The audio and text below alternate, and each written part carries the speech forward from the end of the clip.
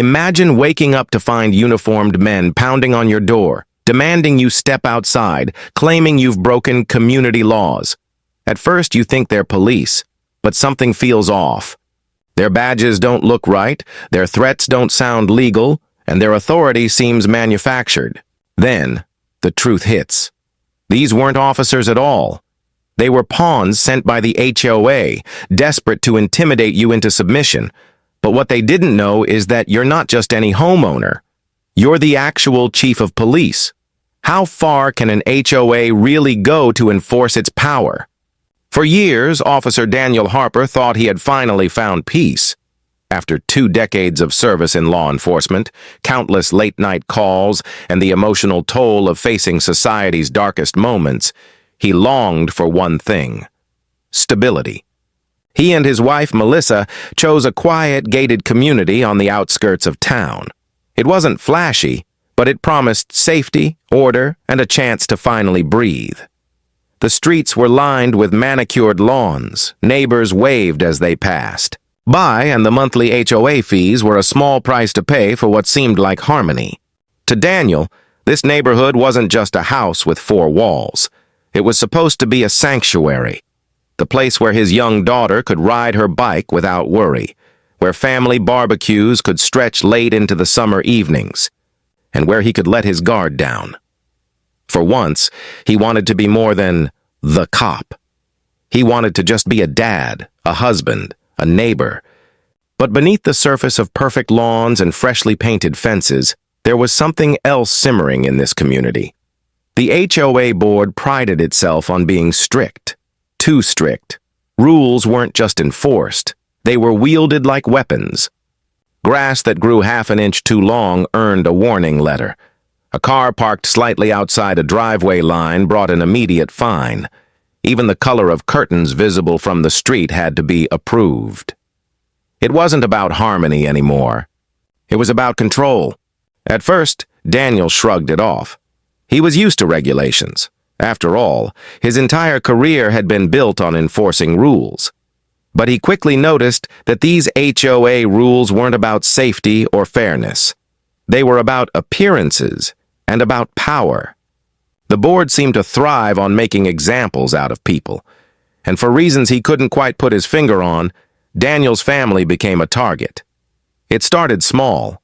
A notice about his trash can being visible for too long after pickup day. Then, a warning about a holiday wreath on his door not being in compliance with community guidelines. Melissa tried to laugh it off, reminding him that every community had its quirks. But Daniel sensed something deeper. There was a sharpness in the letters, a tone of hostility that didn't match the supposed friendly reminders. Neighbors whispered about the HOA president, a man named Gerald Stone. He was retired, wealthy, and obsessed with order. To Gerald, the community wasn't just where he lived, it was his empire, and anyone who didn't fall in line was an enemy. Daniel, with his commanding presence and quiet authority, wasn't the kind of man Gerald could push around. That made him dangerous in the board's eyes. Still, Daniel didn't want conflict. He had seen enough in his years as an officer to know that battles, no matter how small, always came with a cost. So he paid the fines, moved the trash can earlier, even took down the wreath. But compliance only seemed to feed the fire. Each time he gave in, the board came back with something new. It was as if they were testing him, prodding, waiting to see how far they could push before he pushed back. The community that had once felt safe now felt suffocating. Daniel noticed neighbors avoiding eye contact, too afraid to be seen siding with him. At board meetings, his name was mentioned with a kind of veiled disdain, as though he was already marked as a problem resident. The sanctuary he had built for his family was slipping away, brick by brick, replaced by tension and mistrust. And then came the moment that shifted everything. One evening, Daniel returned home to find a letter taped to his front door, not slid, into his mailbox like the others. This one wasn't just a warning, it was a summons. The HOA demanded that he appear before the board for a violation hearing. The alleged violation. failure to comply with community conduct expectations. The language was vague, almost intentionally threatening. Melissa's hands shook as she read it aloud. Their daughter asked why the neighborhood people were mad at them. Daniel stood in silence, jaw tight, heart pounding with the same adrenaline he used to feel before walking into a dangerous situation on duty. This wasn't just about a trash can anymore. This was about control, about intimidation. For the first time since moving in, Daniel realized something terrifying. The HOA wasn't just enforcing rules. It was manufacturing them. And the hearing was only the beginning.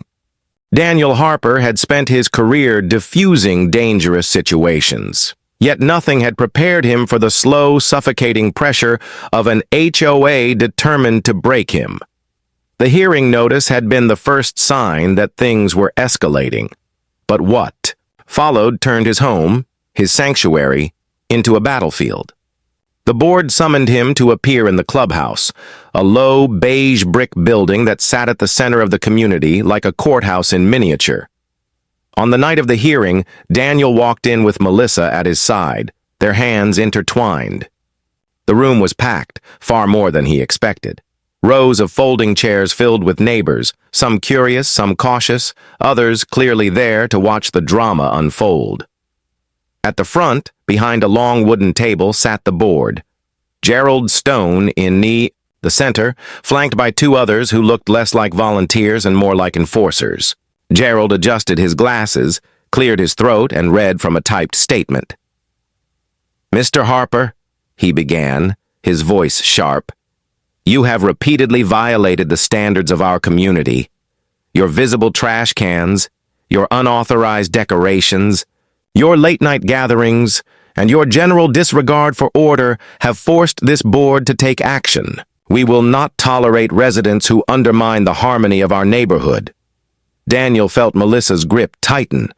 Late-night gatherings? Unauthorized decorations? It was absurd. He wanted to laugh at the ridiculousness of it, but the murmurs from the crowd made his stomach twist. This wasn't just about trash cans anymore. The board was rewriting history, fabricating offenses to paint him as a delinquent. When it was his turn to respond, Daniel stood tall. "I've complied with every request this board has made," he said firmly. "The trash cans, the wreath, everything. If there's a real violation, show me where it exists in the bylaws." Gerald smirked, leaned back in his chair, and tapped the papers in front of him. "The board decides what is and is not in compliance. That is the authority given to us by the Homeowners Association. If you don't like it, perhaps this community is not the right fit for you." The implication was chilling. Fall in line or get out. The meeting ended not with a resolution, but with a threat. Daniel was under review, and further action would be determined at the board's discretion.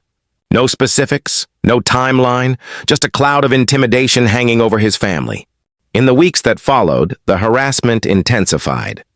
First came the fines.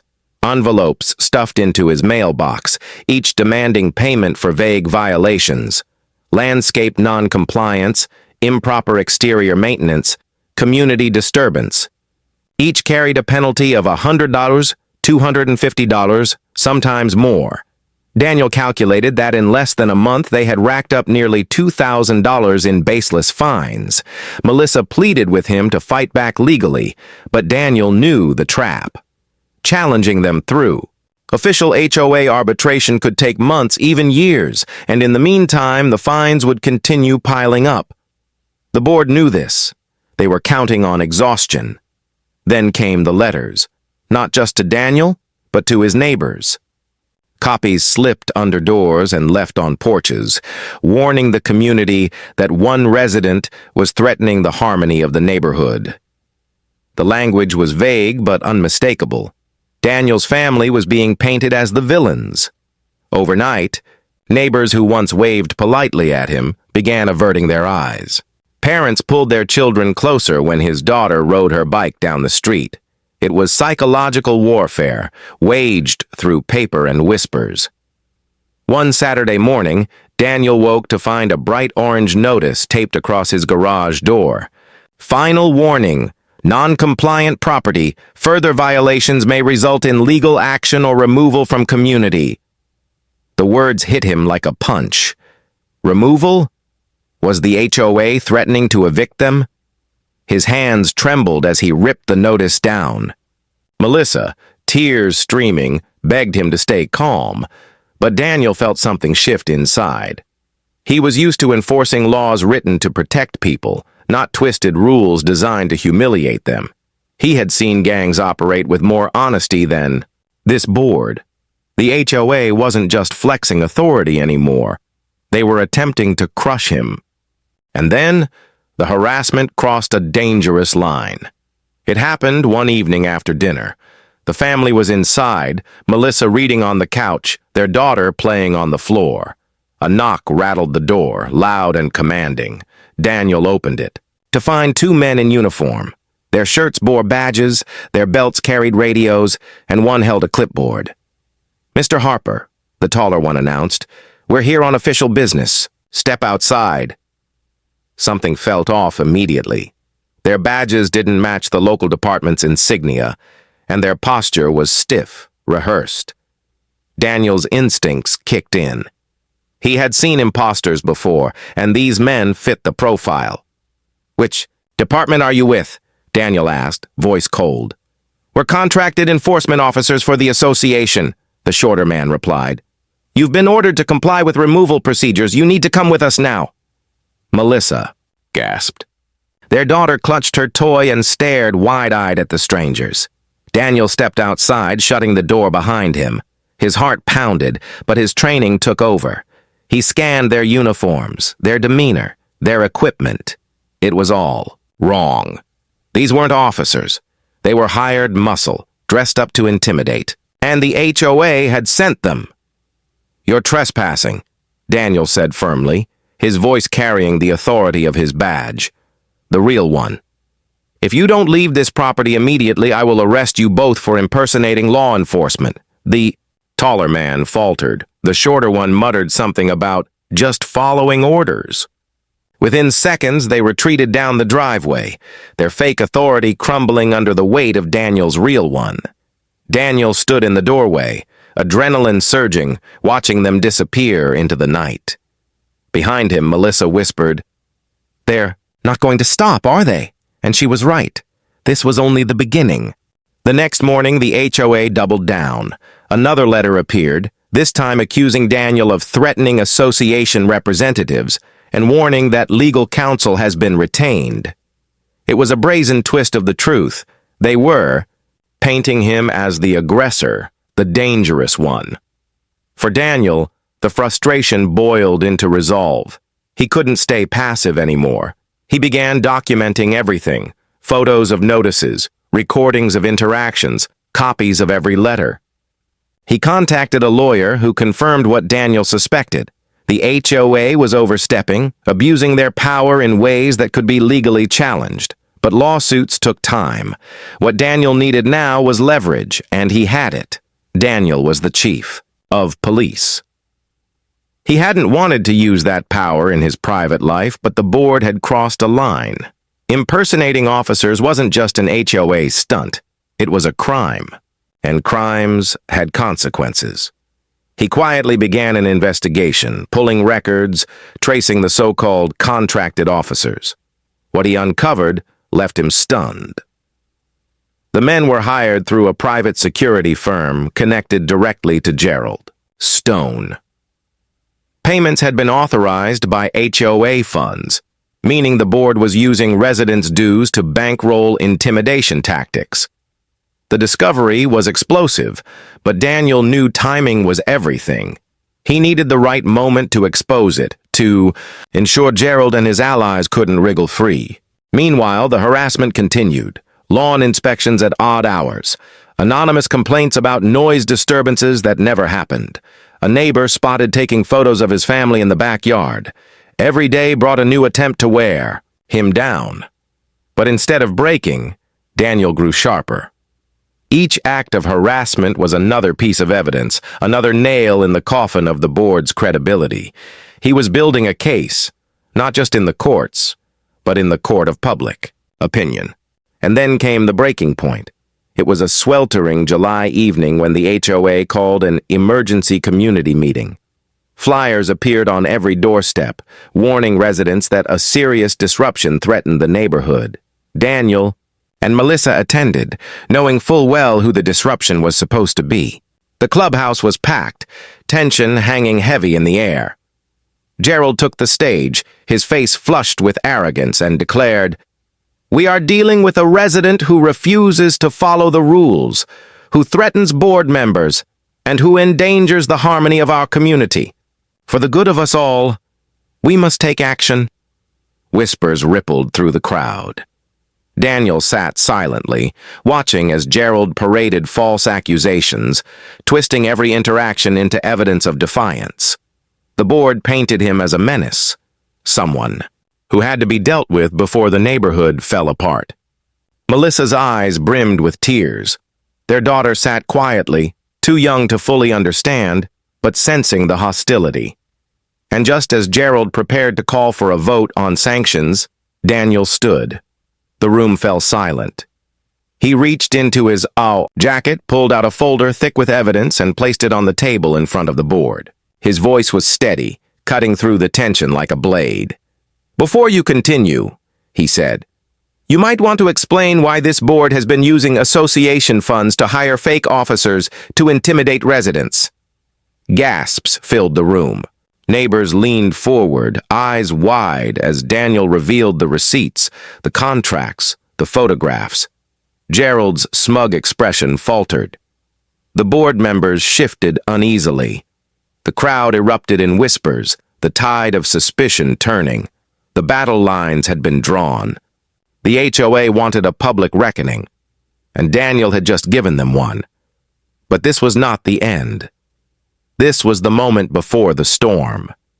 The truth was out there, but the fight for justice, the real confrontation, was only about to begin. And Daniel knew the climax was coming. The emergency meeting had already descended into chaos the moment Daniel laid down his folder of evidence. Whispers grew into gasps, gasps into murmurs, and soon the room buzzed like a courtroom on the verge of a scandal. Neighbors craned their necks, trying to glimpse the papers spread across the long wooden table. Inside that folder lay receipts of payments, HOA dues funneled directly into a private security firm, copies of contracts showing Gerald Stone's signature authorizing enforcement services. Photographs of the so-called officers who had knocked on Daniel's door. Every piece of evidence told the same story. The board had staged an elaborate charade, using HOA money to intimidate residents under the guise of law enforcement. Gerald's face drained of color. For years he had ruled with an iron fist. But now the room that once sat silent under his authority began to stir against him. "You expect us to believe this?" Gerald stammered, trying to recover his composure. "These documents could be fabricated. This is nothing more than a distraction from Mr. Harper's repeated violations." Daniel's voice cut through the noise, firm and commanding. "These aren't fabrications. I pulled them myself through official channels. And for the record, I am the chief of police in this city, which means I know the difference between an officer of the law and a hired actor in a uniform." The words landed like a hammer. Dozens of eyes widened. For many neighbors, this was the first time they realized the quiet man who lived on their street wasn't just another homeowner. He was the very authority Gerald had been pretending to control. A woman in the back row whispered, "Chief of police?" And the phrase rippled through the crowd. Murmurs of disbelief gave way to mutters of anger, not at Daniel, but at the revelation of the HOA's lies. Gerald's composure cracked. He slammed his hand on the table, trying to regain control. "This meeting is not about me. It's about maintaining order. Mr. Harper has been hostile, aggressive." Daniel interrupted, his tone sharper than a siren. "Hostile? Aggressive? Let me remind everyone here. Impersonating a law enforcement officer is a felony. Using community funds to finance it? That's fraud. What you've done isn't just unethical, Gerald. It's criminal. The clubhouse erupted. Some residents gasped. Others shouted. One man stood, jabbing a finger toward the board. Is this true? Did you really spend our money on this nonsense? Gerald fumbled with his papers, his polished confidence dissolving under the heat of exposure. The other two board members exchanged nervous glances, visibly shaken by the unraveling of their scheme. Melissa, seated near the front, clutched her daughter's hand and watched as months of fear and intimidation finally shifted in their favor. The neighbors who once avoided her in grocery aisles now were glaring at the board, their silence cracking into outrage. Daniel pressed the advantage. He held up the photographs of the fake officers, their uniforms sloppy, their badges flimsy. These men came to my home. They tried to drag me out in front of my wife and child, pretending to be police. Gerald, you sent them, and now every person in this room knows it. The room erupted again, louder this time, no longer whispers, but full-throated anger. A neighbor shouted, "That could have happened to any of us!" Another yelled, "We trusted you with our money!" Gerald tried to speak, but his voice was drowned by the swell of voices. For years, he had manipulated fear to maintain control, but now that same fear turned against him. The power he wielded so carelessly slipped from his grasp, replaced by the cold realization. Daniel didn't stop there. He raised one final document above the chaos, a criminal complaint already filed with the state's attorney's office. The seal stamped in the corner gleamed under the harsh fluorescent lights. "This isn't just about rules anymore," Daniel said, his voice steady. "It's about crimes. And Gerald, you're going to answer for them." The clubhouse fell into stunned silence. Neighbors stared at Gerald, some shaking their heads in disbelief, others crossing their arms in anger. Gerald slumped back in his chair, sweat dripping down his temple, his empire collapsing before his eyes. The climax of the battle had arrived. But for Daniel, this wasn't victory just yet. It was the turning point, the moment when fear shifted, when the tide turned, when justice finally stood taller than intimidation. The night of the emergency meeting marked the end of Gerald Stone's unshakable hold over the neighborhood, but the days and weeks that followed revealed just how deep the damage ran. Word of the confrontation spread like wildfire, both inside, the gates of the community and beyond. Neighbors who had sat quietly under Gerald's thumb for years now found their voices, emboldened by Daniel's defiance.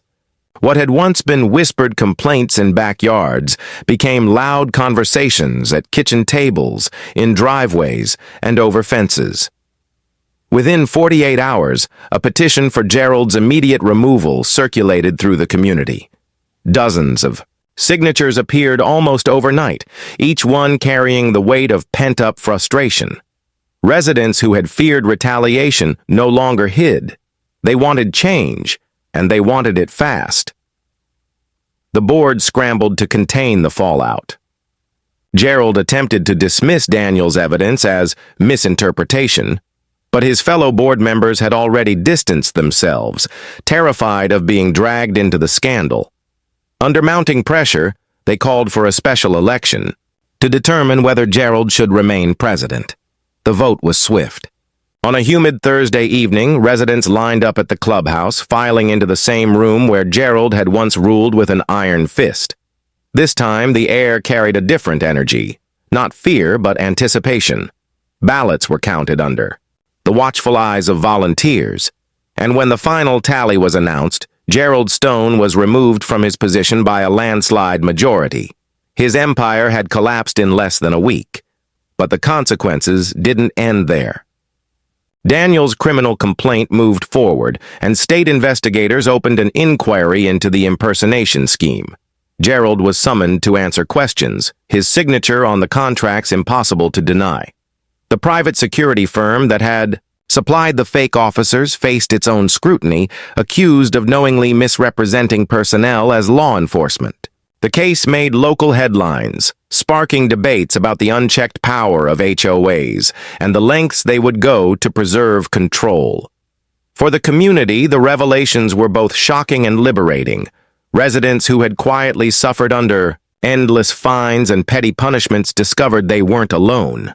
The intimidation tactics that once divided them now united them. Stories poured out. Families fined for paint colors that were too bold. Retirees harassed for leaving garden tools visible in their yards. Parents accused of disruptive behavior for letting children play too loudly in driveways. Each story added another layer to the collective outrage, and together, the community demanded reform. Melissa felt the shift most acutely.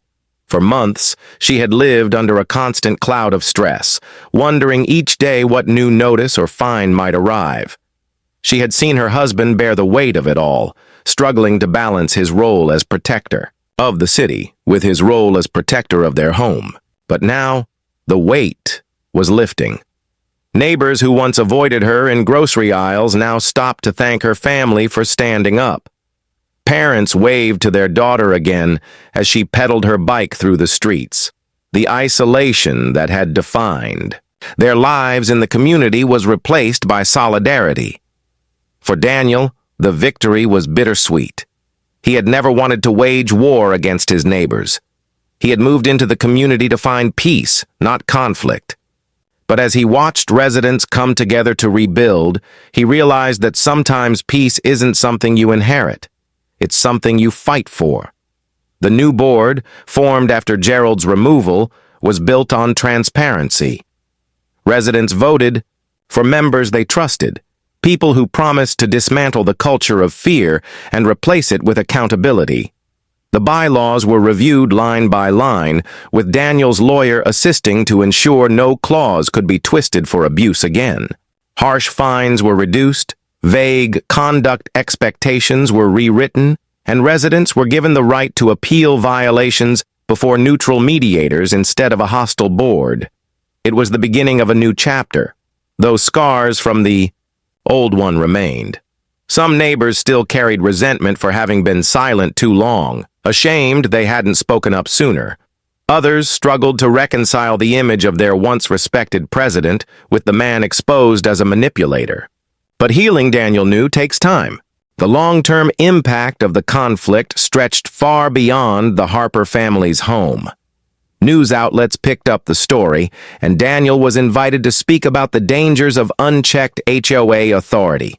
He emphasized not just his own case, but the countless others across the country. Families bullied, homes lost, lives disrupted by boards that operated more like regimes than associations. Rules are supposed to create order, Daniel said in one interview. But when rules are weaponized, they don't protect communities. They destroy them. His words resonated, sparking conversations far beyond his neighborhood.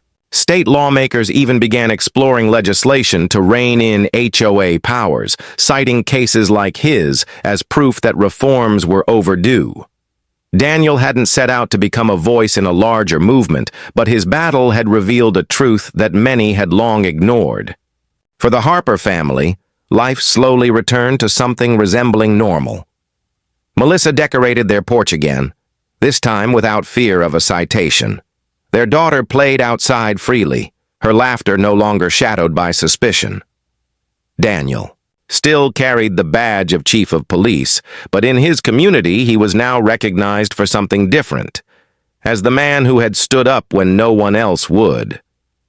Neighbors began inviting him to barbecues, asking his advice, thanking him for opening their eyes. The isolation had melted into connection, and for the first time since moving in, the Harpers truly felt at home. But Daniel never forgot the lesson. He knew how fragile communities could be when power concentrated in the wrong hands. He knew how quickly safety could transform into suffocation. And he knew that peace was not guaranteed. It had to be defended, nurtured, and preserved. On a quiet Sunday evening, months after Gerald's removal, Daniel stood in his backyard watching the sunset. The golden light washed over the rows of Houses, each one filled with families who now carried a sense of hope instead of fear. Melissa joined him, slipping her hand into his. Their daughter chased fireflies nearby, giggling as the tiny lights blinked across the lawn. "This is what we wanted, isn't it?" Melissa whispered. Daniel nodded. "This is what it should have always been." He exhaled deeply, the weight of the past months finally lifting. The scars would remain, but so would the strength they had discovered, the strength of standing firm, of refusing to bow to intimidation, of turning fear into unity. The story of the HOA's downfall would be told and retold in the community for years. It became a reminder that power unchecked becomes corruption, and corruption unchecked becomes tyranny. But it also became a reminder of something greater, that one person's courage can ignite change, and that even the most suffocating systems crumble when truth comes to light. For every resident who signed the petition, for every neighbor who spoke up at the meetings, for every family who refused to be silent, the fight had been more than about fines, rules, or property lines. It had been about dignity, about the right to call a house a home without fear of punishment. And as Daniel looked out over the quiet streets that once felt like a prison, he realized something profound. The HOA had tried to weaponize rules, to strip away the humanity of the community, but in the end, they had done the opposite. They had united people, awakened them, and reminded them of the power they held together. So what's the takeaway from Daniel's story? It's simple. Power is only as strong as the silence of those it governs. The moment people speak, the moment they stand together, the fear loses its grip. The HOA thought they could bend a community with intimidation and lies, but they forgot one thing. People don't live in houses, they live in homes. And a home is worth fighting for. So next time you hear about a petty HOA rule or a neighborhood dispute, ask yourself, is it really about harmony or about control? Because sometimes the line between the two is the difference between peace and tyranny. And with that, the Harper family's fight became more than just a neighborhood dispute. It became a warning and a lesson.